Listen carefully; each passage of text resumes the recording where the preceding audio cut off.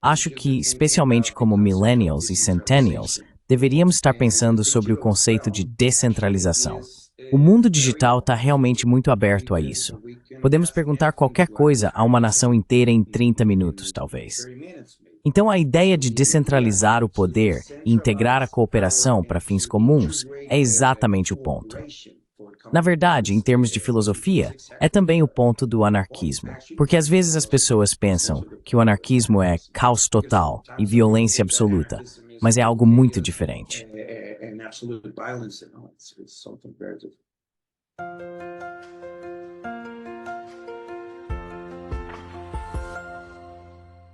Hello everybody, this is Pascal from Neutrality Studies. Olá a todos, aqui é Pascal do Neutrality Studies e hoje estou conversando com o autor, ativista e cineasta Saúl Alvidrez. Nascido e criado no México, Saúl embarcou em uma jornada pela América do Sul aos 24 anos, durante a qual não apenas refletiu muito sobre o mundo, mas também conheceu duas personagens fantásticas e fascinantes, Noam Chomsky e José Mujica. Um sendo, é claro, o grande intelectual dos Estados Unidos, o outro, um ex-presidente do Uruguai. Para dar sentido a isso e às suas experiências, ele escreveu um livro fascinante intitulado Chomsky e Mujica, Sobrevivendo ao Século XXI. É sobre isso que queremos falar hoje. Então, Saúl, bem-vindo. Oi, Pascal. Muito obrigado pelo convite. Estou muito feliz de estar aqui. Fico muito feliz em ouvir sua história, porque você escreveu este livro fantástico, que agora foi traduzido para várias línguas. Em alemão, está sendo publicado pela editora West End, certo?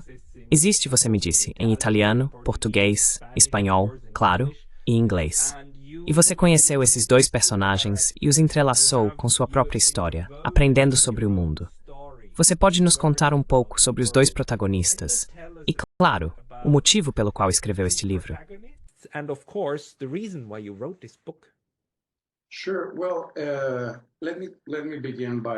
Claro. Bem, deixe-me começar com a segunda pergunta. Eu comecei essa busca por mim mesmo, por causa de uma situação política muito difícil que experimentei em 2012 aqui no México.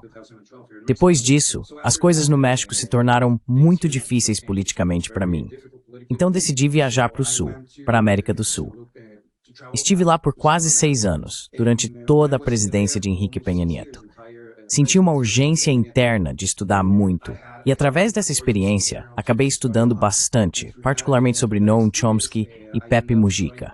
Eu já os conhecia, mas nunca tinha realmente estudado ou dado a eles tempo suficiente. A propósito, fui muito inspirado por um terceiro indivíduo, Julian Assange.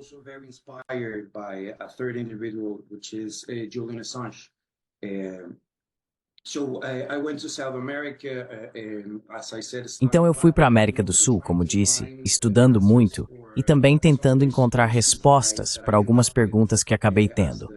Como te contei, tive essa experiência política no México como estudante manifestante na universidade. Então fui para a América do Sul perguntando sobre os problemas, especialmente os da minha geração. Desde então, tenho estado meio preocupado com a ideia de que estamos enfrentando Frey, ou a ideia de que enfrentaremos ou teremos em nossas mãos o momento mais perigoso da história humana. Por que estou dizendo isso? Porque nunca ocorreu antes de termos diante de nós e em nossas mãos não apenas uma ameaça de catástrofe total ou colapso da civilização, que é a nuclear.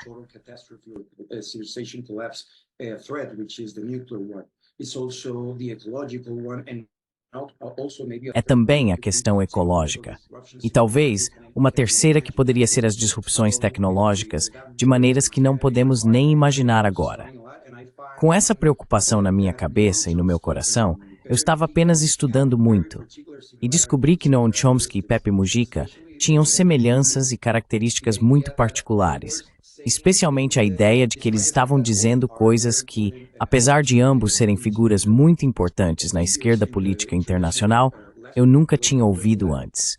Algumas de suas críticas ou pontos sobre a democracia eram coisas que eu não tinha ouvido antes, não de nenhum outro político tradicional.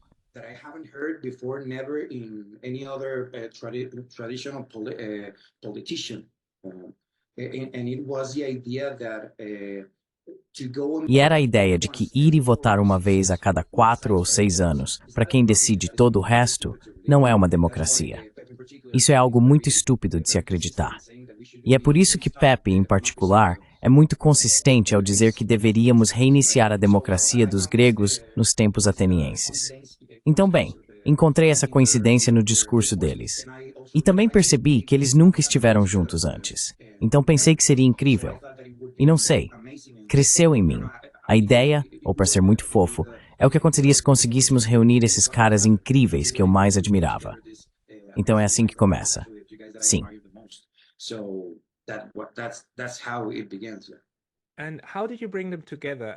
E como você os reuniu? Quero dizer, Chomsky está claro nos dossiers. E José Mujica, suponho, estava no Uruguai. Quero dizer, como você fez para conhecê-los? Então você realmente os reuniu fisicamente, certo? E depois vocês tiveram discussões. Como isso aconteceu?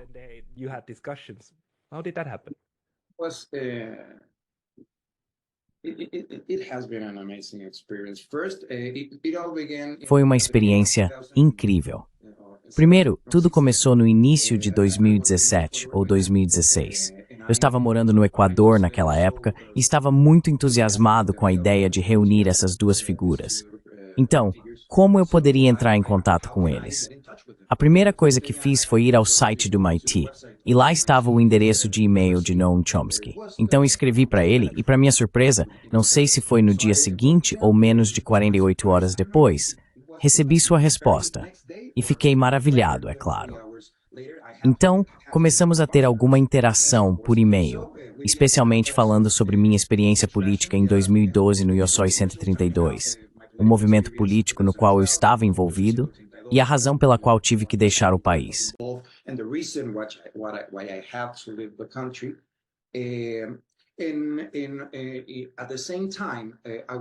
E ao mesmo tempo, eu também estava tentando contatar Mujica. Mas esse era um caso muito diferente. Eu não tinha conseguido alcançá-lo, não até que fui visitar Noam Chomsky. Então, novamente, após 6 meses de correspondência com Noam Chomsky, fui ao MIT e tive a oportunidade de conversar com ele. Falei primeiro sobre um projeto de comunicação que tem um aspecto muito político, sobre o qual eu realmente falo no livro, que é a comunicação articulatória. Este é o tipo de direção de algum desenvolvimento e pesquisa de tecnologias digitais para unir as pessoas, para se informarem e decidirem juntas. De qualquer forma, falei com ele sobre esse projeto.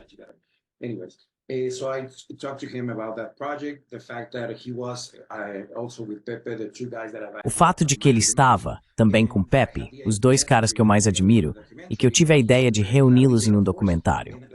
E ele disse muito alegremente, sim, claro.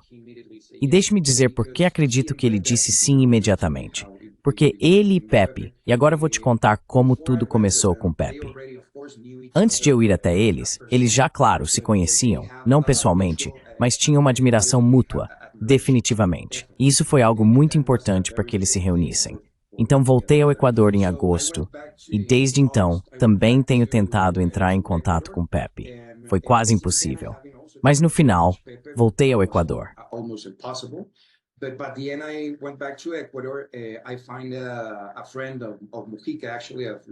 Encontrei um amigo de Mujica, na verdade da Lucia. Ela é a esposa dele.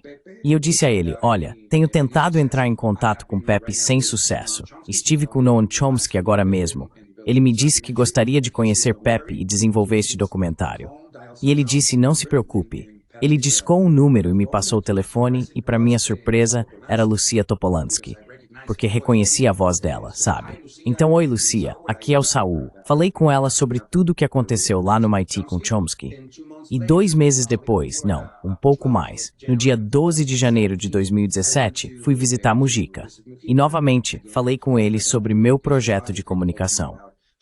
Falei sobre o quanto não só admiro ele e Noam Chomsky, mas também o quanto eles me deram, especialmente quando estava passando por um momento muito difícil na minha vida para saber exatamente qual é o meu.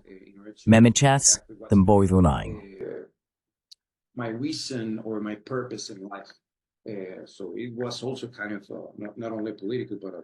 Então não foi apenas uma busca política, mas também filosófica. É por isso. Então conversei por cerca de 2 horas, 2 horas e meia com Pepe, Uma conversa incrível. Ele é muito engraçado. Ele é incrível. Também Noam. E eu contei a ele sobre o documentário. Ele disse sim. E em julho de 2017, Noam Chomsky e Lucia Topolansky, sua esposa, foram visitar Pepe Mujica e Lucia para passar um fim de semana juntos no Uruguai. E foi assim que todo o projeto começou. O projeto para desenvolver o documentário que estaremos finalizando no final deste ano. E o livro que foi uma espécie de prévia que saiu em 2023. No documentário, não tenho nenhuma participação em primeira pessoa. Quero dizer, eu realmente não participo do documentário.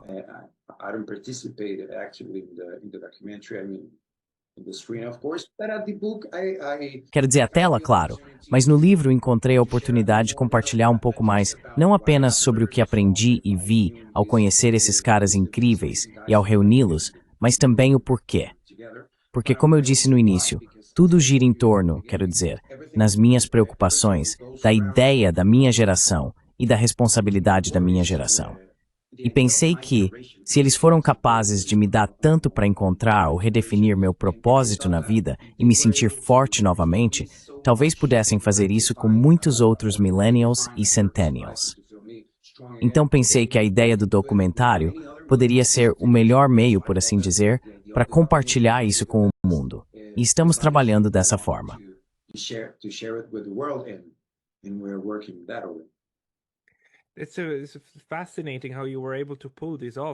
É fascinante como você conseguiu fazer isso. Bem, você sabe, apenas como você fez isso. Mas a outra coisa também é que você, claro, queria a opinião deles, certo? E você queria reuni-los para ver o espetáculo de atividade intelectual, de uma conversa intelectual entre esses dois personagens. E eles são, assim como você e eu também, parte da esquerda, certo? Ou o que definimos como a esquerda, como você sabe, social. Não social. Como definimos essa parte da esquerda? Meio que justiça para as diferentes camadas da sociedade. E queremos cuidar das pessoas. Queremos garantir que prosperemos e sobrevivamos juntos. Que nos saímos bem e também tenhamos paz. Esse tipo de abordagem humanista, de como a sociedade deveria ser, em oposição ao que é e como estamos nos destruindo e destruindo nosso ambiente. O que você aprendeu com eles? Qual é a direção que o documentário e seu livro então tomam? What's the direction that the documentary and your book then takes? Ok, deixe-me dar 3 respostas tentando resumir o que acredito ser a ideia principal de Norm, de Pepe e o que aprendi. Como estava te dizendo, eu estava tentando entender o papel, em particular, meu papel como parte desta geração, o que aprendi para minha geração. Essa seria a terceira questão. Primeiro, e novamente, esta é a minha opinião. Se eu tivesse que escolher apenas uma frase ou uma ideia de Pepe Mujica, seria: o único sucesso é se levantar uma vez que você cai, porque no final você sempre encontrará a morte. Então a ideia de sucesso em Pepe, que lembre-se, ele estava na guerrilha dos Tupamaros. Ele passou mais de 15 anos na prisão. Ele escapou 2 vezes. Ele teve 6 ferimentos de bala.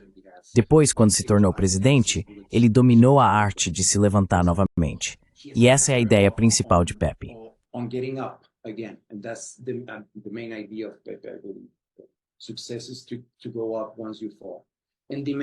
O sucesso é se levantar uma vez que você cai. E a ideia principal de Chomsky, novamente, esta é apenas a minha opinião, é pensar por si mesmo. Pense por si mesmo. Acredito que isso pode soar muito amplo ou geral, mas quando você entende todo o corpo de trabalho de Chomsky, acredito que isso é algo que o coloca no centro. Muito bom.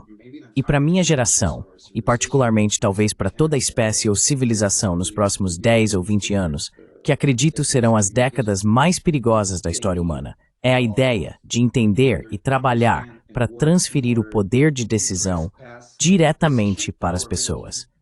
Porque, como eu disse antes, a ideia de democracia, que agora é votar, ir e votar em alguém a cada 4 ou 6 anos, e então esse cara ou essa mulher decidirá todo o resto.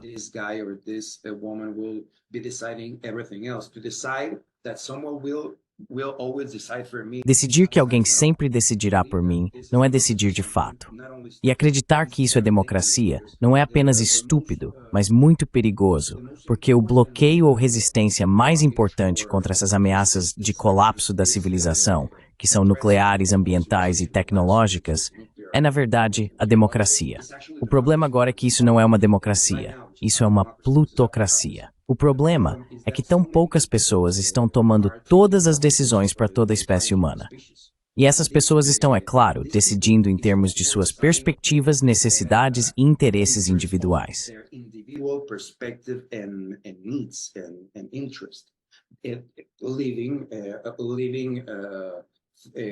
Deixando de lado coisas muito importantes, como ar limpo ou água limpa, ou algumas coisas básicas como essas. Então não é que a humanidade não seja sustentável, é a dominação que não é sustentável. E particularmente agora, com esta revolução tecnológica, essas elites estão ganhando capacidades de controle material e técnico que nunca foram sequer pensadas ou imaginadas. Então estamos, acredito eu, indo muito rápido em direção a um colapso global em termos dessas ameaças, mas também em direção a um novo tipo de dominação, uma dominação de alta tecnologia. E o outro caminho, porque acredito que existem muitos caminhos e isso é completamente insustentável, é abraçar, eu diria, até mesmo a filosofia anarquista e a filosofia socialista libertária, que não tem nada a ver com o libertarianismo de Millet.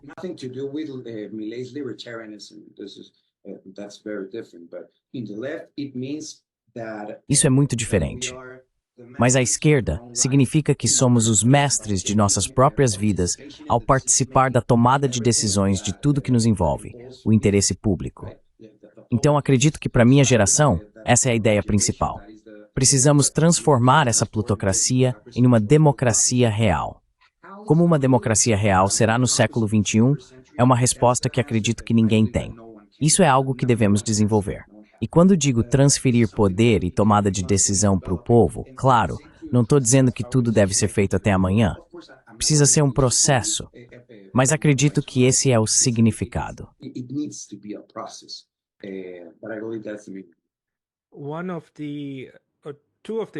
Um dos aspectos importantes do discurso atual sobre democracia que eu acho que está faltando é que, claro, a democracia é mais do que votar.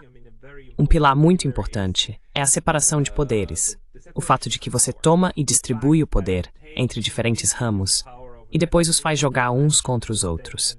Isso é bastante importante. Outra coisa é que você também tem a opção de votar em questões. Atualmente, votamos em pessoas, certo? Essas são as democracias parlamentares ou as democracias presidenciais. Basicamente, a cada 4 anos, você é convidado a eleger uma figura de destaque, seja para o seu distrito ou para o seu país, às vezes ambos. Então essas pessoas têm a liberdade de agir como quiserem.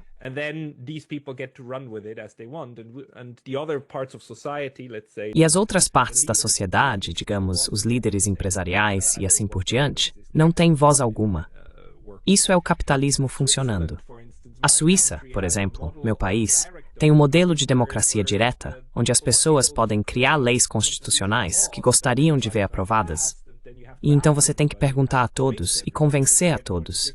Se você conseguir mais de 50%, então você consegue aprová-la. Isso também não elimina o problema de ainda ser uma ditadura da maioria de 50%, mas é um processo de tomada de decisão um pouco mais distribuído sobre as leis, sabe? Os livros de regras pelos quais temos que viver. É isso que você está pensando? Como mais democracia direta no mundo?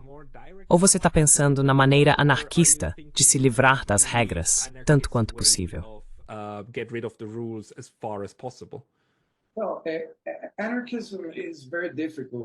Bem, o anarquismo é muito difícil de trabalhar como termo, porque é muito amplo e foi moldado por tudo.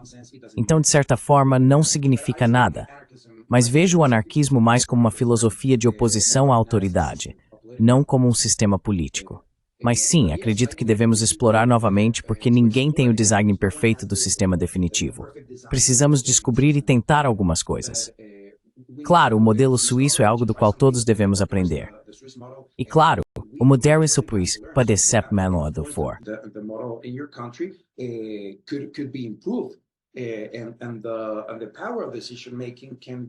E o poder de tomada de decisão pode ser expandido para as pessoas de muitas maneiras que talvez seu país não esteja fazendo agora. Então não se trata de fazer o governo em todo o mundo como a Suíça, mas talvez começar a tentar coisas assim. E isso está no âmbito político. Mas vamos falar, por exemplo, no âmbito econômico. em termos de produção. Acredito que também devemos explorar e melhorar a forma como trabalhamos com cooperativas e empresas, porque esse é um modelo de produção que abraça a ideia de que todos devem participar das coisas pelas quais todos são realmente afetados.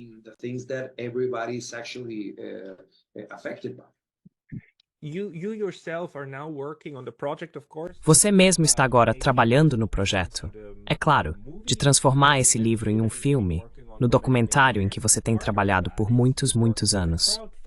E parte disso é que você trabalhou com uma iniciativa de financiamento coletivo, que a propósito estará vinculada na descrição. E essas são sementes, certo? De novas maneiras de financiar projetos, de novas formas de cooperar e alcançar pessoas que você mesmo não conhece, mas que podem ler sobre você, podem se envolver. Essas são sementes, ou inícios, de maneiras de nos estruturar de forma diferente, que são mais democráticas nesse sentido.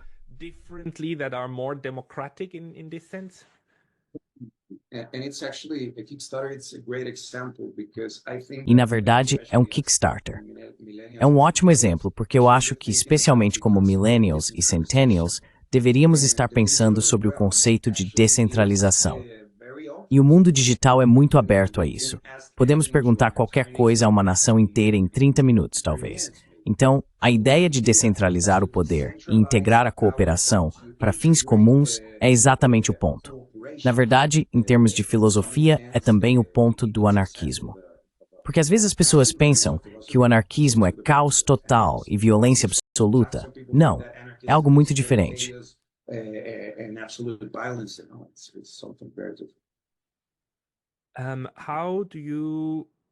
Como você acha que pessoas como Chomsky e Mujica, que passaram por tanto em suas vidas, ambos estão, quero dizer, Chomsky está na casa dos 90 anos, certo? Houve até um artigo recentemente dizendo que ele havia morrido, mas isso era fake news. Ele ainda está vivo enquanto falamos no dia 1º de abril de 2025. Mas ele tem 94, 95 anos. E Mujica também está no final dos 80 ou início dos 90, certo? But he is 94, 95, and 96. and Mujica is also in his late 80s or early 90s, right? Yeah. Um, Mujica is turning 90. In your experience with them, and Na sua experiência com eles, e considerando a ideia de você ser um millennial e os millennials terem sua própria identidade distinta, como você vivenciou essas pessoas de outra geração? Como elas diferem, na sua opinião, dos millennials?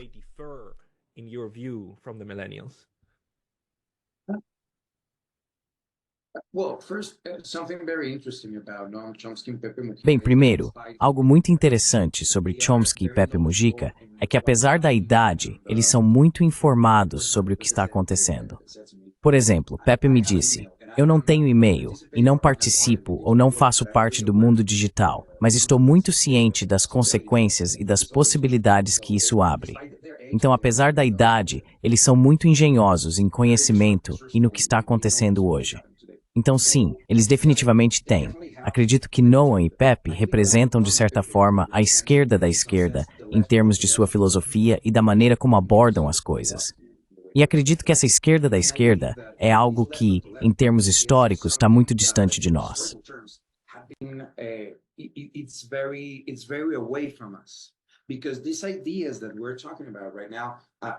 Porque essas ideias de que estamos falando agora, da primeira metade do século passado, não estavam lá.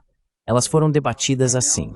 Mas agora, especialmente na minha geração, os centennials, eles não sabem disso. Eles nem percebem o fato de que é um absurdo chamar o que temos de democracia. E eu acredito que eles representam essas ideias antigas, mas no final, para nós, os millennials e centennials, é isso que acredito que precisamos recuperar.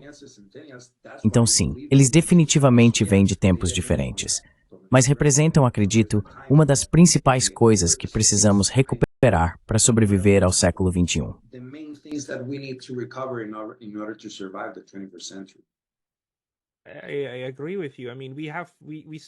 Concordo com você.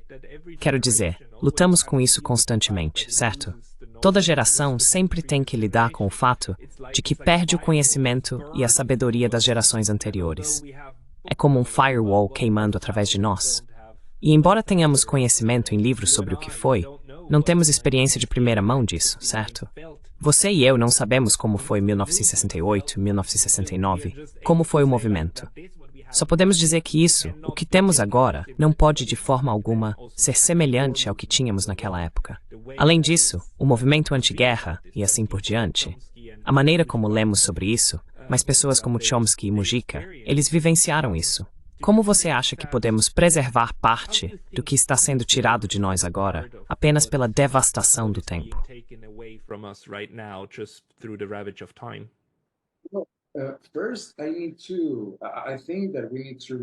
Primeiro, acho que precisamos perceber que, se estamos nos aproximando de tempos muito difíceis, talvez precisemos ser, como espécie, mais sábios do que nunca. Então precisamos manter nossos olhos bem abertos e também nossas mentes para tentar alcançar aquelas experiências a tempo que serão vitais para sobreviver ao século XXI. Eu acredito nisso de forma geral, mas em particular, para aqueles que têm interesses políticos ou apesar de qualquer perspectiva ideológica, mas alguém que está humanamente preocupado com o futuro, acho que precisamos não apenas aprender e revisar a história por nós mesmos, precisamos compartilhá-la com o mundo.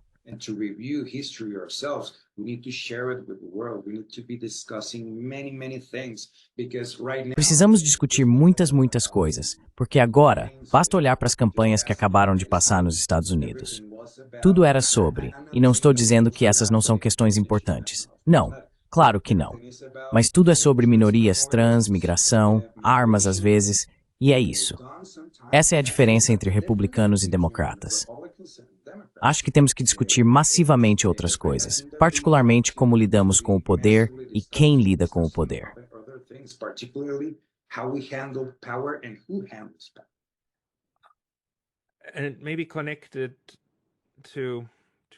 E talvez conectado a essa necessidade de discussão, esteja como você, Chomsky e Mujica percebem o papel da propaganda e da gestão de discussões.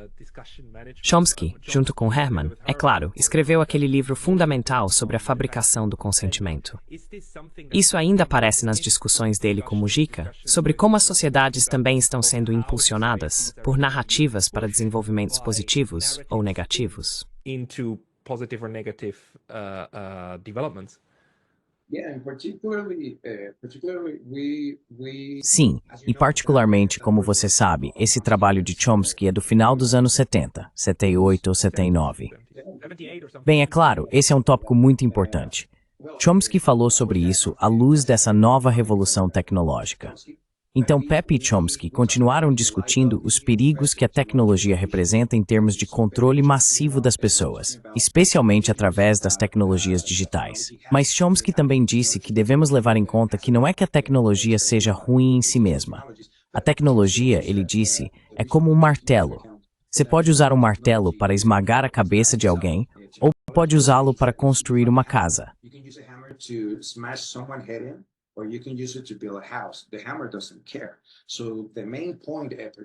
O martelo não se importa. Então, o ponto principal, especialmente em termos de propaganda e controle, com essa nova tecnologia que temos, é perceber que nós, especialmente na esquerda, temos a responsabilidade de impedir que essas situações prejudiciais se tornem realidade. O que deveríamos estar fazendo é, na verdade, usar a tecnologia, novamente voltando ao Kickstarter, para desenvolver novas maneiras de colaborar de forma descentralizada com a participação coletiva e voluntária das pessoas, pensando e agindo sobre como resolver nossos próprios problemas.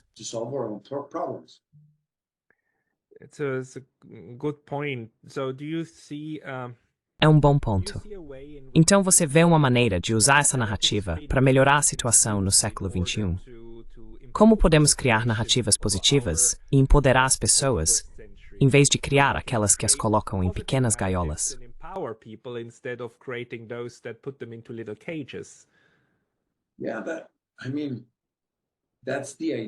Sim, mas quero dizer, essa é a ideia.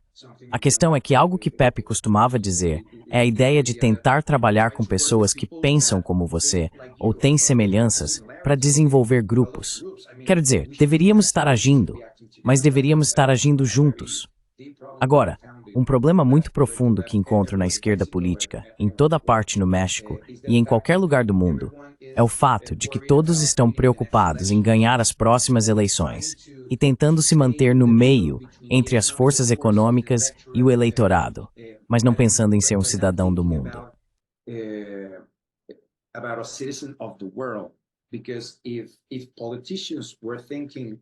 Porque se os políticos estivessem pensando como cidadãos do mundo, por necessidade, estaríamos tentando consertar e desenvolver um novo sistema. E por definição, eles deveriam ser mais radicais. Mas não estamos vendo isso. O que estamos vendo é que a radicalização está à direita. Por quê? Porque todo o sistema em que vivemos nos últimos 40 anos, o neoliberalismo e a globalização, está desmoronando. E a extrema-direita está aproveitando essa oportunidade. Mas acredito que a esquerda não está firme.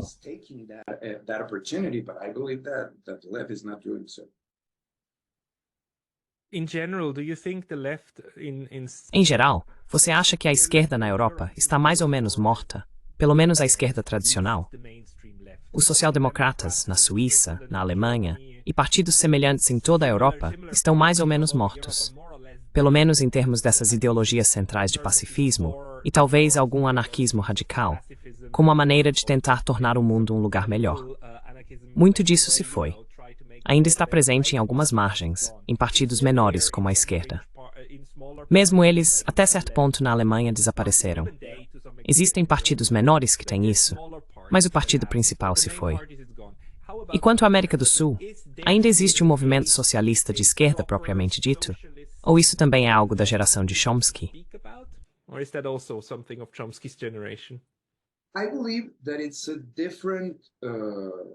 Acredito que é uma corrente de esquerda diferente do que é na Europa e definitivamente diferente do que é no Canadá e nos Estados Unidos, é claro. Eu não diria de forma alguma que é ideal, mas diria não porque sou latino-americano, que no século XXI os desenvolvimentos mais interessantes na esquerda têm ocorrido aqui na América Latina. Mas, novamente, há muitas coisas a fazer e a melhorar.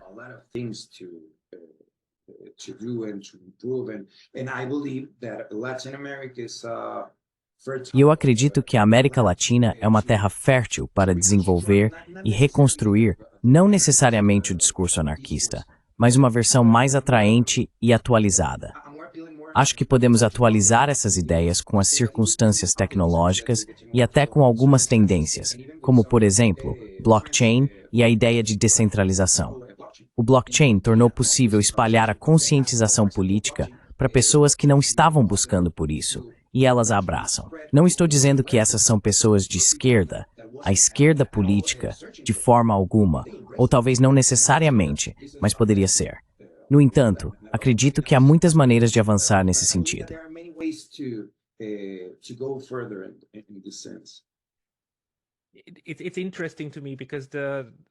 É interessante para mim, porque a questão sobre blockchain, ou também sobre criptomoeda, e todas essas tecnologias que são descentralizadas e meio que retiradas do Estado, são populares, por um lado, com a esquerda radical, mas por outro lado, também com libertários radicais, que tendem a ser, você sabe, libertários de direita, certo?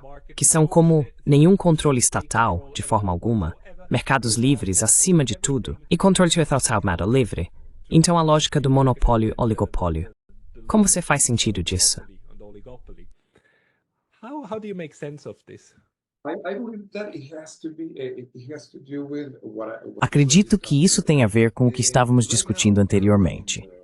Neste momento, todos no centro, esquerda-direita, extrema-direita, estamos vivenciando o colapso de um sistema e o surgimento de um novo padrão. Pelo menos, não sei se é o sistema, mas pelo menos a ordem global está mudando muito. Acredito que estamos passando de uma hegemonia americana ou um mundo unipolar para um mundo multipolar em que tudo está voltando aos nacionalismos.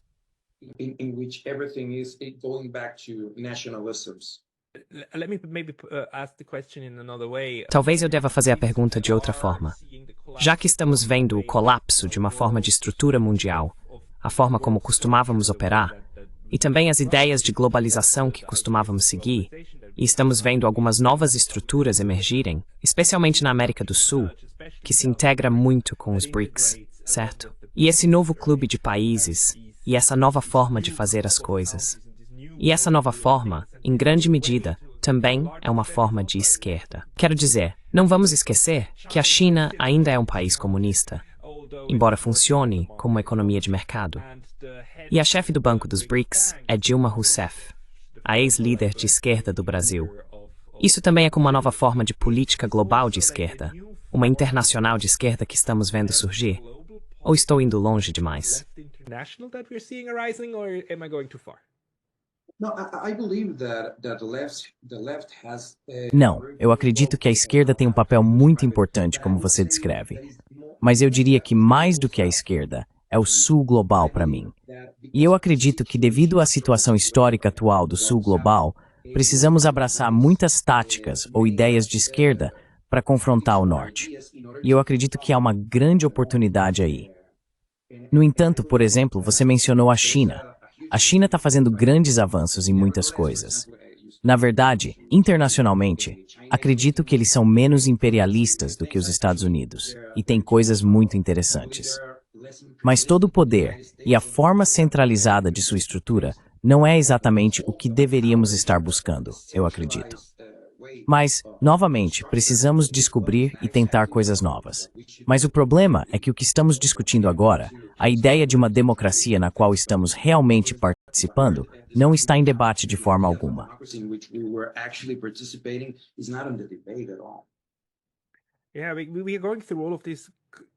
Sim, estamos passando por todas essas discussões globais. Tipo, como a democracia funciona internamente, como ela deveria funcionar.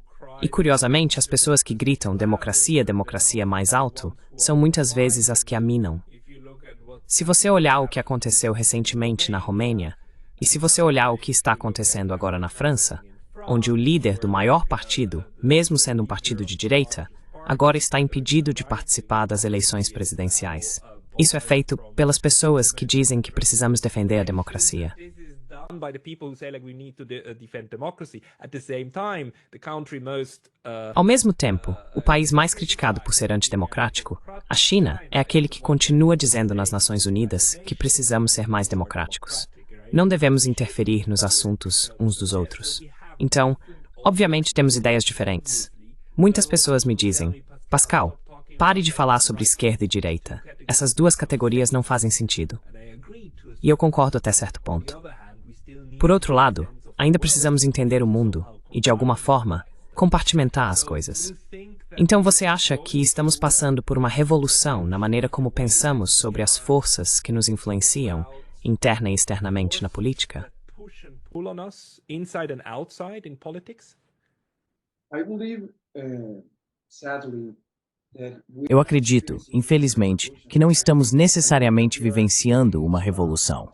Na verdade, acredito que estamos entrando em uma fase de menos conscientização do que nunca, por causa da quantidade de informações que podem ser falsas ou verdadeiras, ou ambas, que estamos consumindo como espécie. A nossa capacidade de processar tanta informação é limitada, e acredito que as pessoas agora entendem menos do que nunca. Por exemplo, você estava falando anteriormente sobre libertários de direita. Eles estão usando o conceito de liberdade como querem, dizendo que liberdade é a liberdade do mercado. Então devemos destruir o Estado para sermos livres. destroy the state in order to be free.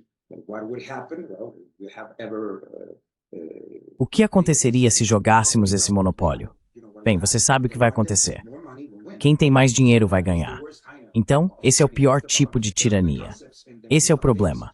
Os conceitos e o significado das coisas na fase pós-verdade e o fato de que o presidente do país mais poderoso do mundo dá toda mentira ou qualquer exagero a todos. O significado das coisas está se perdendo e a capacidade de termos uma discussão coerente está muito perdida ali.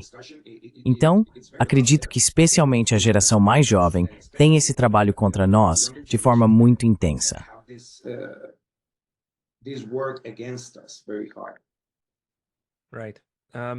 What is Certo. your recommendation? Qual é a sua recomendação para as pessoas que estão ouvindo e gostariam de embarcar em uma jornada semelhante e que gostariam de fazer coisas, como escrever um livro ou criar um documentário, e não apenas serem consumidores passivos todos os dias? Consumers of every day. And yeah. Well, I would say that Eu diria que porque, e é natural, muitas pessoas, por exemplo, me perguntam: como você chegou ao Noam? Como você chegou ao Pepe? Como tudo foi possível? Eu acredito que tudo é impossível, até que alguém vá e bata na porta várias vezes. Então fique atento. Saindo das discussões políticas ou de qualquer outra coisa, entrando mais em uma conversa filosófica, acredito que é muito importante para nós ouvirmos a nós mesmos novamente, para ganhar confiança em nossos próprios desejos, em nossos próprios sonhos. E assim você pode ter a força para ir e lutar por eles o tempo que for necessário. Como eu disse, comecei o documentário em 2016, e aqui estamos nós, sabe? Então eu acredito que é confiar, começar a ouvir seu instinto, confiar nele, e definitivamente determinação e persistência. Persistência. determination and persistence. And try to use your energy for something good. Tente usar sua energia para algo bom e humanístico, não algo destrutivo. Quero dizer, sinto muita pena das pessoas que acreditam que você pode usar a guerra para fazer o bem, certo? Então as pessoas se alistam no exército. É como, não acredite nessa, mas na boa. Então, para as pessoas que querem te seguir, para onde elas devem ir? Você escreve atualizações de vez em quando em algum lugar? Do you write updates every once in a while somewhere? Well, no, actually, I'm not very. I don't use. Bem, na verdade, eu não uso muito as redes sociais, apenas o Instagram. Minha conta é Saulo Alvidrez. Bem, será muito diferente a mim. Well, it will be very difficult for me to spell. Vou encontrar Xray na descrição. Description. Great. And I also have Ótimo. E eu também tenho uma conta no Facebook e no Twitter que nunca uso. Mas desde que Elon Musk fez a saudação nazista, eu nunca mais usei o Twitter. salute. Since then, I have never used Twitter. Yeah, that's one of the things. Sim, essa é uma das coisas. Quero dizer, ele tem muitas coisas ruins, mas não acho que ele quis dizer isso. É fácil interpretar mal alguém com esse tipo de saudação. Mas quero dizer, ele tem muitas outras coisas com as quais estou satisfeito. De qualquer forma. I'm happy with anyhow. Yeah, if that's Se essa fosse a única expressão, tudo bem. You know, if you take a picture of somebody like Sabe, se você tira uma foto de alguém assim e a pessoa acena, facilmente parece isso. Então, de qualquer forma, Saul, gostaria de agradecer pelo seu tempo e pelas suas informações hoje. E pessoal, confiram o livro de Saul Alvidrez. Ele existe em muitos idiomas e vale muito a pena ler. many languages. Obrigado pelo seu tempo hoje, Saul. Thank you for your time today, Saul. not. Muito obrigado.